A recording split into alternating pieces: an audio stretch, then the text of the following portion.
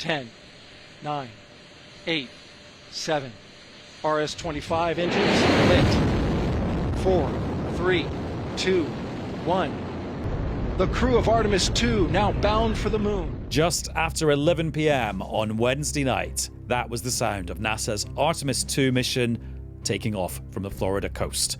4 astronauts on a huge rocket heading at great speed to space. Their final destination is the moon. They're not going to land there, but they're going to go around to the dark side of the moon. And when they make it there, these pioneers will be the humans who have traveled furthest from Earth. Sometimes I'm a little bit skeptical of space stories, but everyone is united on this one that it's ambitious, it's awe-inspiring, and also it's very accessible because so much of this mission you can tune into in real time. And that's what we will be focusing on in this episode of Newscast. Hello, it's Adam in the Newscast studio, and for this episode I'm joined down the line by Dr. Maggie Aderin-Pocock, legendary space scientist. Hello, Maggie. Hello. I should say Dame Maggie. Ooh. Congratulations on your elevation. Oh, thank you. Maggie's good though. Good to hear it. And also with us is astronaut Tim Peake. Hi, Tim. Hi, Adam. Now, you two are the hosts of the BBC series, the podcast 13 Minutes Presents Artemis II. Maggie, just explain the reference there in the title of your podcast. So 13 Minutes Presents. So the original podcast was talking about the first moon landings. And so that 13 minutes when sort of Neil Armstrong and Buzz Aldrin were actually sort of landing on the moon, that's what that's covering. But since then, we've gone on to cover many other things, Apollo 13, the space shuttle, and sort of got more in the bag. But at the moment, we're doing Artemis II, and we're doing a daily podcast on that. Great, such a good idea. And Maggie, we started today's episode of Newscast by listening to the sound from Mission Control as the rocket went up on Wednesday night. Where were you watching it? What was going through your head as that was happening? So I was at home and my daughter was away, but I was speaking to her by WhatsApp, and we were watching the launch together. And the thing is, I tuned in quite early, and sort of at 3 hours in, I was thinking, well, what's the likelihood of it going up? And we got closer and closer to the launch. I thought, this is actually happening. And then there was a pause at 10 minutes. I thought, oh my goodness, will we? And it did, and it was magical. And I was far more excited than I anticipated being, because I'd met all the astronauts on board. And so to see them blast off into space and head towards the moon was just quite breathtaking. Although, Tim, there were a couple of last-minute glitches, weren't there? Glitches that were fixed quite quickly, but nonetheless they were there. Yeah, they were, absolutely. They had, firstly, a bit of a problem with the termination system. This is the system that would be used to actually destroy the rocket in the event that it came off course and caused a danger to the public. And they lost communication, so that was a kind of no-go. It took them 50 minutes to repair it. Actually, they ended up using some of the old shuttle hardware to repair that. And then they had a problem with the launch abort system. This is the system that carries the crew safely away from the rocket if it has a catastrophic malfunction. And one of the batteries had a problem, but there was really a fantastic team ethic, some great teamwork going on to fix those problems, and you could just tell by the enthusiasm in Mission Control how they were working through those issues that they really wanted to go last night. It was so interesting hearing lots of my colleagues who were there on the ground covering the launch, just reacting just to the physicality of what it's like being in the vicinity of a launch. And I suppose you're not even in the near vicinity because you have to be a really long way away. And Rebecca Morrell, our science editor, just saying she could almost feel it in her bones.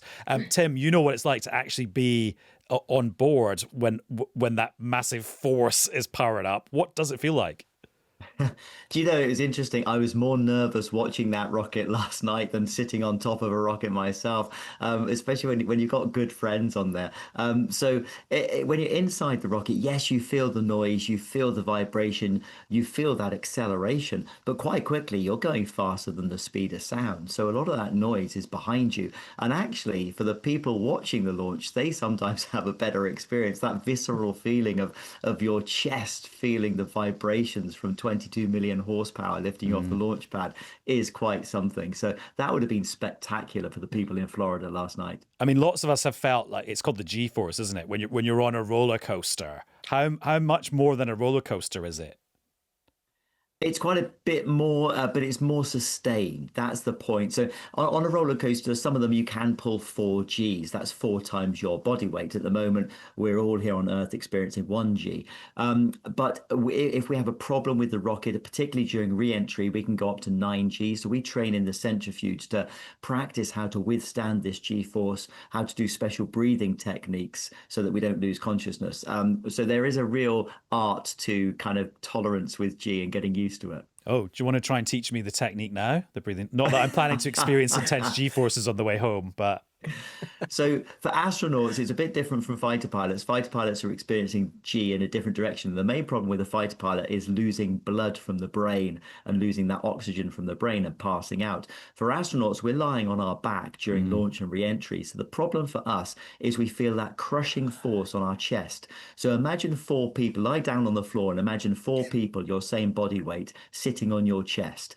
That's what you're feeling. And if you try and breathe, you think you're going to take a nice lungful of air, but actually you can't. Your chest can't expand. And so you end up taking a tiny amount of air in, and it can be really quite disconcerting, almost a feeling of suffocation. So you have to get used to gulping, gulp breathing, and practicing that in the centrifuge and not panicking.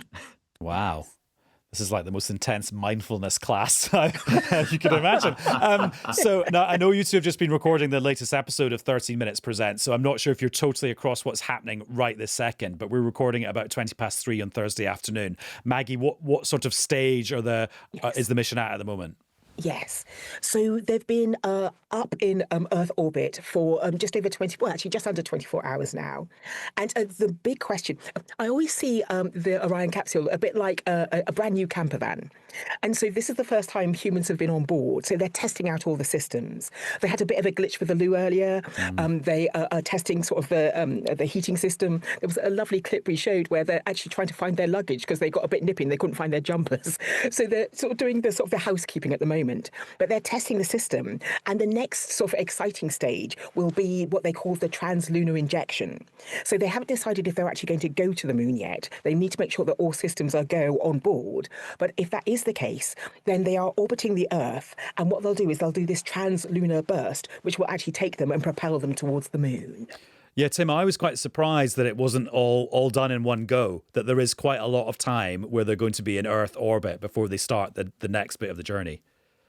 Yes, and that was all pre-planned in order to give the crew and give mission control plenty of time to test out the system. So Victor Glover, the pilot, he's already taken manual control of the spacecraft, flown it around one of the upper stages of the rocket actually to practice the maneuvering. They've tested the communications, the navigation systems with star trackers. They've tested the life support system. They've had a 4-hour sleep. They've tried eating and drinking and troubleshooting all of these problems. And as Maggie says, they're not going to make that translunar injection until they're sure that spacecraft's ready to go to the moon. Because once they fire those engines, it's very hard to stop and come back home again. Actually, the easier thing is just to carry on to the moon, and that's an 8-day journey there and back. And also, Maggie, I mean, it's incredibly accessible, all of this, to us down here on Earth. You can see them saying night-night to mission control as they're getting ready for their 4 hours of sleep. We've all seen the video on our socials of them throwing their iPhones to each other in zero gravity. It's almost like we are there with them. It is. And I think that is the power of technology these days. And they took their phones because they're going to take selfies from up there. And it really brings it home that these are sort of 4 humans out there in space. Their environment is very sort of alien, but the things they're doing are sort of quite familiar. And I think that sort of hopefully that's an inspiration to sort of the next generation. We're looking for the next sort of budding space scientists and astronauts. And I hope this will inspire them. And Tim, obviously it must bring back memories for you of the times you were doing this. Absolutely, yeah. I mean, I'm hugely envious, as is every astronaut right now, hugely envious of that crew. They're enjoying the most spectacular views of Earth. They're the furthest away right now than humans have been since 1972. They're seeing Earth the size of a basketball held at arm's length. And it will just look absolutely spectacular. For Jeremy Hansen, Canadian, this is his first time in space, so he'll be getting used to weightlessness as well. But it just brings back memories of just how spectacular that view is. And Tim, in terms of the kit in the Orion capsule, has kind of technology and comfort levels of that sort of stuff moved on a lot since you were doing it? Yes, they have moved on, but of course on the space station, I guess it's like a five-star luxury hotel compared to Yeah. Orion. We've got plenty of space. You've got your own bunk with your own sleeping bag in it. You've got a hygiene area. You've got a treadmill. You've got a weight machine. You've got a galley for cooking. They're having to do everything in something the size of a minivan. So they won't actually. They folded their seats away. The seats for launch and re-entry. They folded them away to make some more room in that area. That they've installed the loo, which is in the floor, to try and give them some privacy. So they open a panel and kind of go down into the floor where the loo area is. So yeah, they're kind of converting their camper van to try and make as much space as possible. Maggie, you mentioned that you've both chatted to the four crew members. Tell us a bit more about them. They're a wonderful bunch. It was lovely to meet them. And so, of course, there's Reed, who is the commander, and he has a sort of a quiet air about him, speaking and listening to interviews as well from the rest of the crew. I think that, he's a leader that they are very happy to follow. Then there's Victor, the pilot, and as Tim was saying, he's been doing some of the manoeuvres, and he was really looking forward to that. And he's the first black person to go towards the moon, so that's very exciting. Then there is Jeremy. He's the first sort of a non-American to go to the moon. I mean, they haven't travelled far. He's Canadian, but it's still the first non-American to go to the moon. And then, of course, there's Christina, and I've spoken to her sort of many times and interviewed her many times, the first woman to go into space. And they had, Tim was talking about the Lou there. She's the mission specialist. And so she's an engineer by trade, spent quite a bit of time out in Antarctica.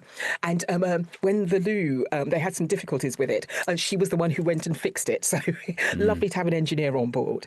And of course, the first woman to go to the moon as well. So exciting times and a lovely crew. And Tim, watching the build-up, you could see NASA had wanted to really sort of X-factorize this, and so they were playing on a loop this video of the four crew members kind of stepping forward and into the spotlight and striking heroic poses, like the contenders used to do on X Factor, or maybe the characters do on Fortnite. How do you, as a professional, juggle the celebrity bit of the job, because you become a celebrity, with the fact that actually you have to be a total nerd as well?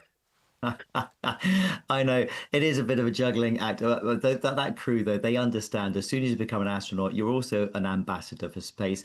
We have to explain what we're doing and why we're doing it, and that's really important. So that connection to the public, getting the message out there, is something that the astronauts will appreciate. They have to do, but also when the hatch closes, it's just pure focus of operational focus of thought and clarity and being as professional as possible. So they'll get that balance right. Yeah, you're thinking about the mission rather than the selfie. Absolutely.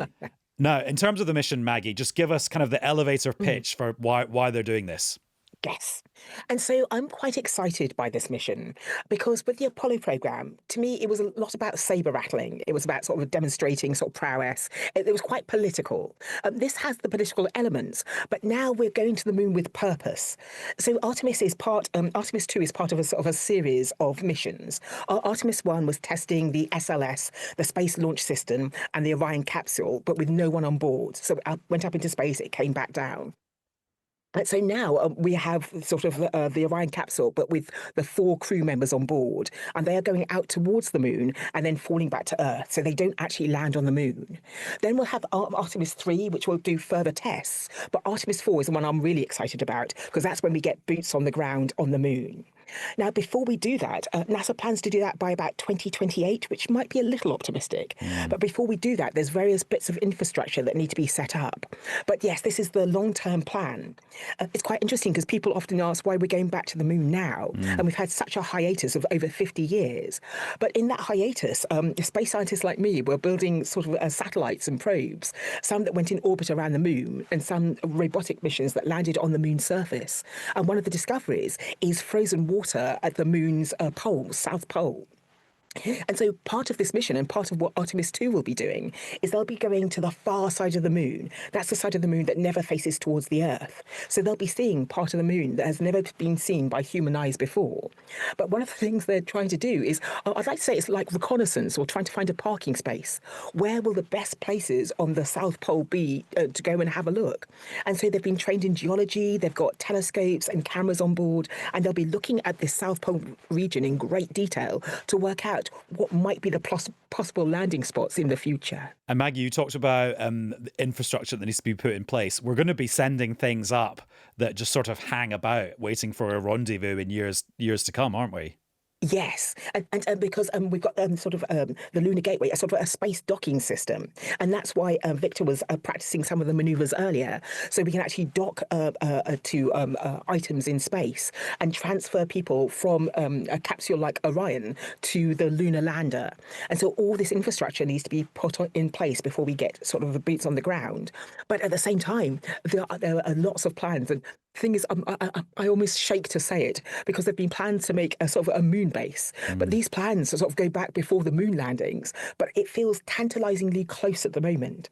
And with a moon base, we can utilize that liquid water, get oxygen and hydrogen, which is effectively rocket fuel, and then to actually start the sort of the journey to beyond our bit of space and go out towards the solar system. So there are grand plans ahead, but it all starts with this. And we will talk about Mars in a second. But Tim, this idea of a permanent moon base, just try and sort of paint a picture of what that facility would be.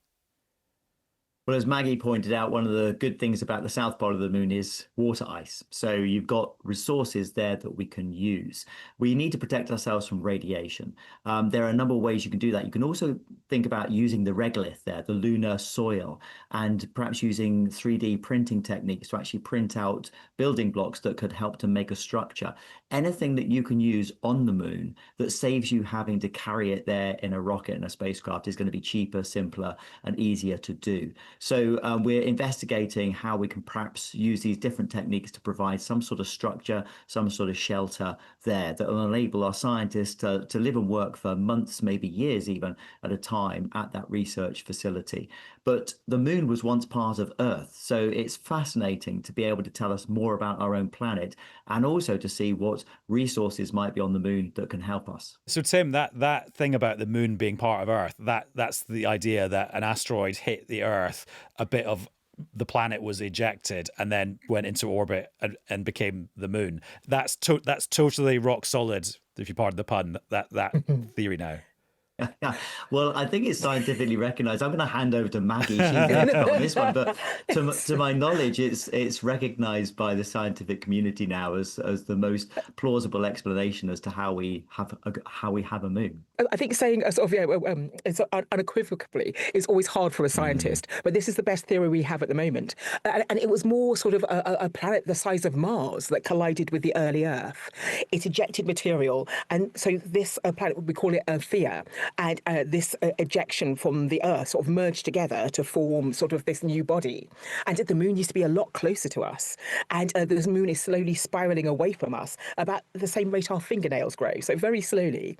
But yes, it is our companion in space. And so having a moon base there makes sense because it's in close proximity. But then, of course, then we're looking at beyond. I mean, what happened to that planet that crashed into us? Where did it go? So it coalesced with the Earth. Oh, I see. Oh, yeah. Sorry, that's what you were saying. Yeah. Yes. So yes. I thought you were talking about the fact that the stuff that was ejected coalesced to become the moon. Yeah, so when we think this sort of planet Theia and the matter sort of coalesced to form the Earth, I see.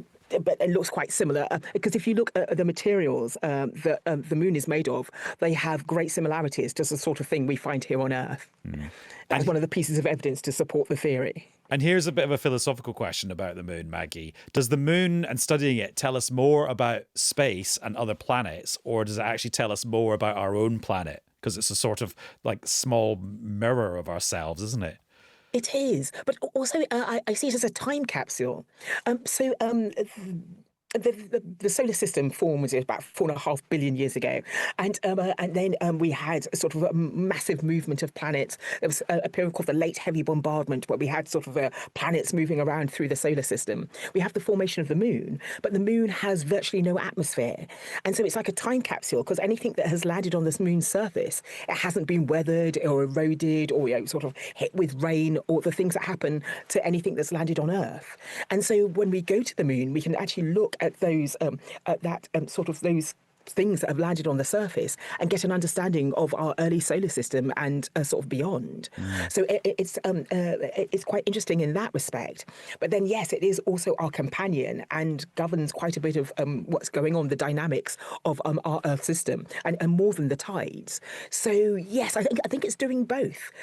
Also, it takes some of the hits that we would otherwise hit Earth. So some of the asteroids that might come and hit Earth, because the moon is relatively large compared to most other planets.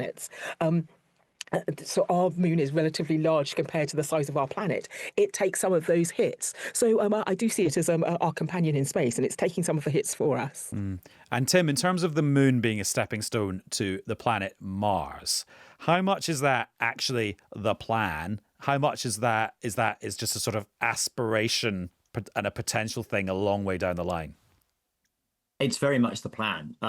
Artemis is going to be able to teach us a lot about how we can do the Mars mission more safely, more effectively, more efficiently in terms of living on another celestial body effectively, but also the technology that we need to get there and back. And Mars is achievable. It's just a long mission.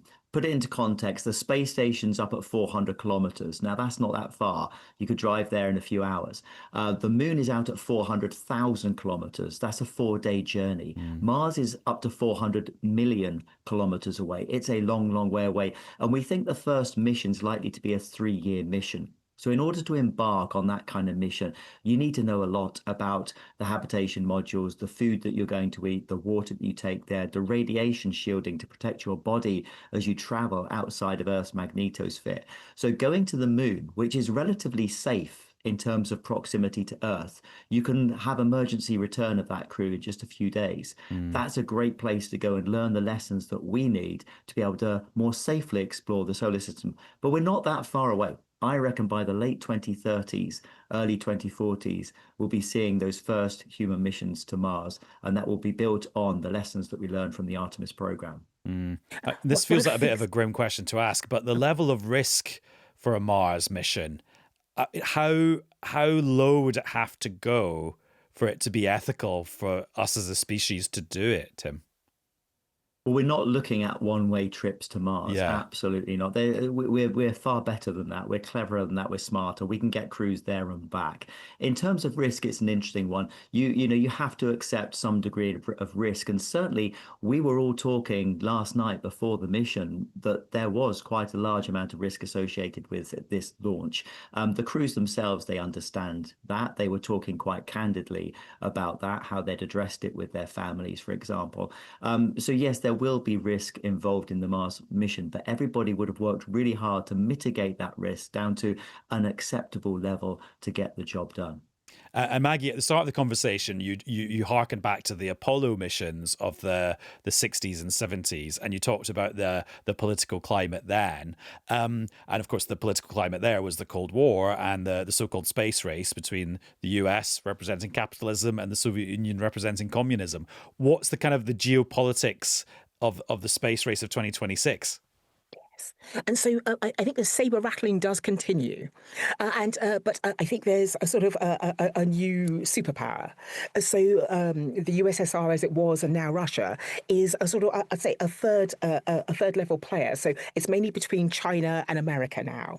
But it's quite interesting, sort of talking about going to Mars, and sort of there's the scientific and engineering challenges of it, but also there's the cost. And so I think we need the impetus to get sort of people signed up to actually spending the money to get us to Mars. So I think the technology is available today, but I think it is the sort of the political clout and also and to a certain extent, I think there is a desire to be the first to get back to the moon and the first to get to Mars. And I think that might be the impetus we need to spend the cash to actually get us there. So it is a different climate to the one of the Cold War, but I think we are still trying to show superiority. And I think that's what NASA is about, trying to get sort of boots on the moon and then boots to Mars. But there's other players in the field, but they're they haven't got the money to spend in the way America and China does. And Tim, finally, just to you, in just over a week's time, all going well, these 4 pioneers will splash down in the Pacific Ocean. What's it like when you come home? I mean, you know what it's like when you've done a hard day at work and you get home and it's a bit like, oh, or you've had an amazing night out and you get home and you're a bit like, oh, I mean, this must be that times about 1 billion to the power of 10.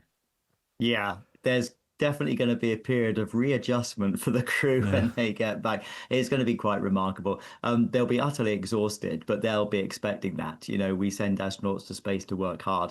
The journey back home is going to be quite brutal. They're coming back into Earth's atmosphere at 25,000 miles per hour. That's not going to be a soft ride. So it'll be fascinating, though, to hear from the crew firsthand how the mission went, what was the launch like, what went well, what could have been done better. So everybody will want a piece of them. The scientific community will, for debriefings, there'll be press activity going on. They'll want some time with their families as well, but they won't get that for the first few weeks. It's going to be incredibly busy for them. And last question to you, Maggie. Is there going to be a piece of data or something that is gathered from this mission that you can't wait to get your hands on that's just never been seen before? Or is it actually just more proof of things we sort of know? So I think the fact that they're going to be going to the far side of the moon and we're going to get human eyes on this for the first time. And so we have in the past sort of sent probes to see the far side of the moon. We've got images of that. But the combination, that's what I build, satellites that do that. But the combination of sort of the technology, so like the cameras and the telescopes and things like that, with the human brain. My example is Earthrise, the picture taken by Apollo 8. It wasn't programmed, no one expected them to do it, but they saw it and they thought everybody on Earth needs to see this. And so they took the image and it was epic. But having sort of the human eyes on the moon, especially the south pole of the moon, I think is going to be in a similar way epic. And we're going to see things that we've just never appreciated before because the human processor will be behind them. Oh yeah, no, I'm dying to know what the meme of this mission is going to be that they'll then just become imprinted on every eyeball on Earth for the next 100 years. So let's see. Maggie, thank you so much. Lovely to speak to you. And Tim, great to speak to you too. Thank you very much. And that's all for this episode of Newscast. Apart from to say, I've already recorded the inaugural episode of Electioncast 2026, where we're looking at the elections in some areas of England, but also in Scotland and Wales. And that will be landing in your Newscast feeds on Friday, as it will do every Friday throughout the election campaign before it ends on the 7th of May. And then there'll be loads and loads and loads of episodes about the results and the consequences that flow from them. I hope you enjoyed tuning in to the Artemis II mission over the Easter weekend. And also you'll be able to tune in to mine and Chris's new Newscast mini-series, which is about the Home Office, the history and some of the challenges in that government department right now. So plenty for you to listen to over the Easter weekend from Newscast. Have a good one. Bye-bye.